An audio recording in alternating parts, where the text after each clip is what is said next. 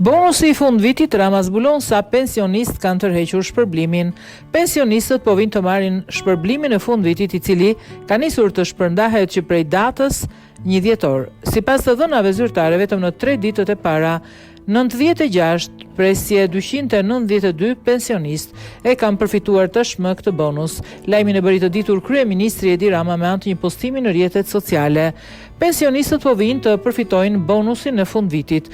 Në 3 ditët e para, 96.292 pensionistë e kanë tërhequr tashmë bonusin, shkruan Rama. Sipas vendimit të Këshillit Ministrave, pensionistët që marrin pension mujor deri në 20.000 lekë përfitojnë shpërblim 15.000 lekë, ndërsa pensionistët me pension më shumë se 20.000 lekë në muaj do të marrin bonusin prej 10.000 lekësh.